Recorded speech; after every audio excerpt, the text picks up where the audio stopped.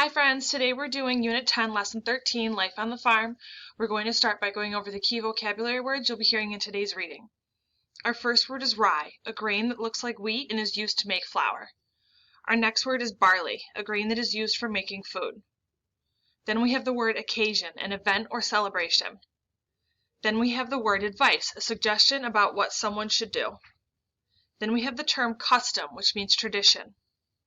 Then we have mill, a building with machines that grind grains into flour.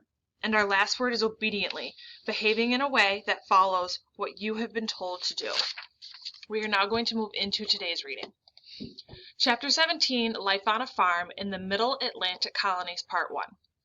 Primrose, come see the kittens that have just been born, yelled Patience, Primrose's sister. See, there are 6 of them, Patience continued as her sister appeared at her side. Primrose sat down next to Patience as she pointed to a spot beneath a large shrub, where the mother cat and her kittens lay. The 2 girls stared long and hard at the tiny creatures that looked more like little rats than kittens. There were 6 kittens in all. Their eyes were closed and they could not walk. They lay in a heap together beside their mother. I want to keep one as my own, said Patience. Well, you can't, Primrose replied. They have to stay with their mother for at least 10 or 11 weeks. Then you'll have to ask Mama and Papa. Patience found a litter of kittens. They'll say no. They don't like us keeping animals inside the house. I'll hide it in a safe place, said Patience firmly. Where? asked Primrose quite seriously. Where will you hide it? I can't think of one place that Mama and Papa wouldn't find it. In a bucket, announced Patience confidently. Do you think that a kitten will stay in a bucket all day, waiting for you to finish your chores? Laughed Primrose. Do you think Mama and Papa won't notice you carrying a bucket around everywhere? Patience thought about this for a while before she replied. Then she said, the kitten will stay in the bucket if I train her to. Patience chose to ignore the second part of Primrose's question. The 2 girls continued to debate about whether or not it was possible to hide a kitten in their small log house without anyone noticing. Like many colonial cabins, theirs consisted of 2 small rooms downstairs and 3 very small bedrooms upstairs. Primrose and Patience shared a bedroom, as did their 3 brothers. Primrose tried to talk Patience out of her idea to keep a kitten for herself. Primrose and Patience lived on a farm in southern New Jersey. They and the rest of their family were originally from Sweden. They had moved to this English colony because of their Uncle Sven. He had written to their father and told them about how wonderful life could have there. About the wonderful life they could have there. Uncle Sven had traveled to New Jersey from Sweden in 1699. That was exactly 30 years after the English had taken control of this region from the Dutch. Uncle Sven was now a successful wheat farmer. The girls and their family had arrived in New Jersey in 1701. Primrose and Patience lived with their father, mother, and 3 brothers on a 100-acre farm. On their farm, they grew wheat, rye, and barley. They kept cows, pigs, and chickens, too. Most people in the Middle Atlantic colonies lived on farms that ranged from 50 acres to 150 acres. These farms were quite spread apart, and neighbors didn't see much of each other except at church on Sunday. Sometimes they got together for special occasions or if someone needed help. Patience and her family doing chores. The farm that the girls lived on had a house and a large barn. They had a garden where they grew vegetables, berries, and fruits. They had a small orchard, too. Their garden was fenced, as was the area where they kept their pigs.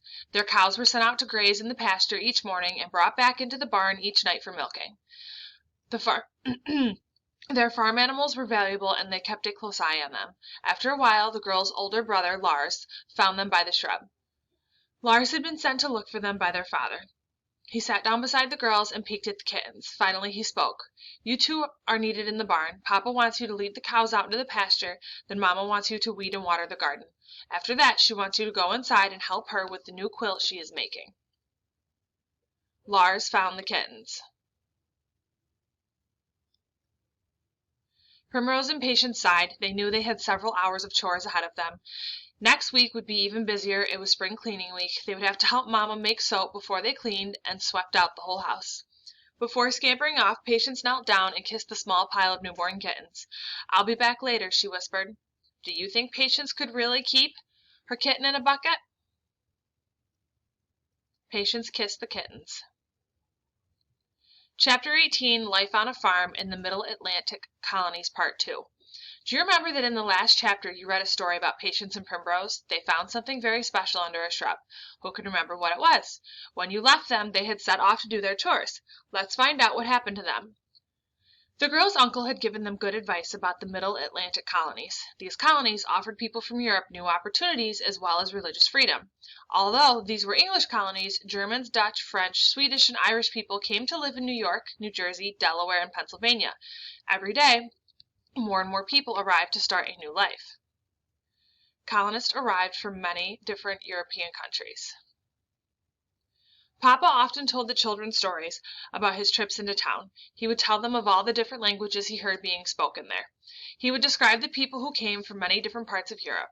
He would occasionally bring home strange and unusual foods he had bought from the market or the street vendors. One of their favorites was English pop robins. The girls looked forward to the delicious balls of batter made from flour and eggs boiled in milk. Papa would describe the styles of clothes people wore and the different customs he had heard about. Almost all of their neighbors were from different parts of Europe. Their closest neighbor was a family from Germany. In the first years of the 18th century, German families had begun to arrive in this colony. At harvest Thanksgiving time, their German neighbors cooked scrapple and brought it to their home. The boys had loved this pudding dish of meat and grain.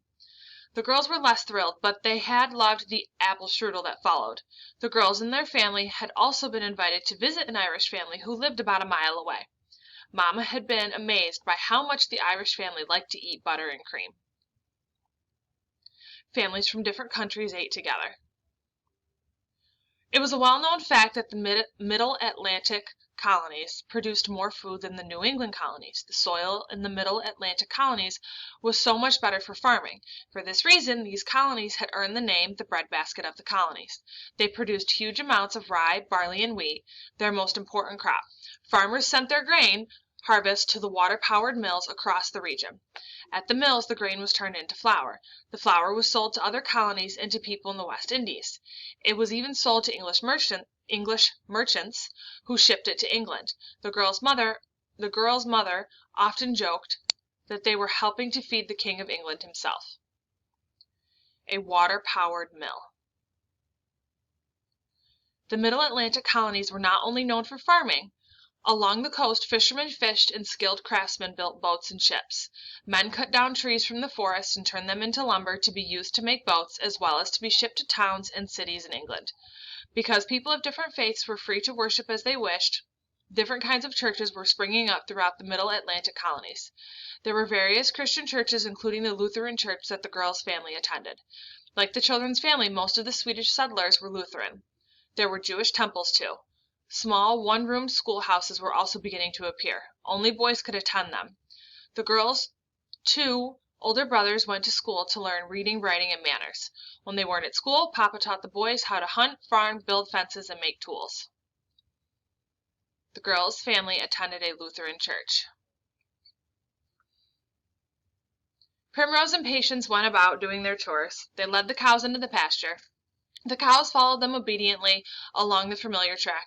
After that, they weeded and watered the newly planted vegetable garden, stopping only once to drink water from the well and to put on their sunbonnets. They did not speak much as they worked. Primrose hummed to herself as she worked, though. As they neared the end of their task, Patience looked up and exclaimed, "I know! I will hide my kitten in my pocket. That way she can come with me everywhere I go. Her name will be Midnight." Primrose glanced at her sister and sighed. There was no point disagreeing with her or even pointing out the fact that her kitten would grow into a cat. It was clear that Patience was determined to have a pet kitten.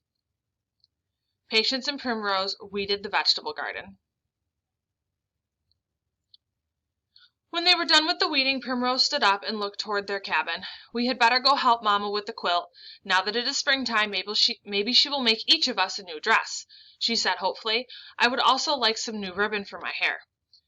Patience's eyes lit up. "I want a blue dress with a very large pocket," she said excitedly, "and some yarn for Midnight to play with." With that, the two girls ran off to find their mother.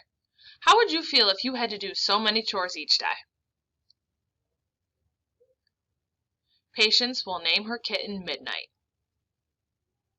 You may now move on to Unit 10, Lesson 13, Google Form.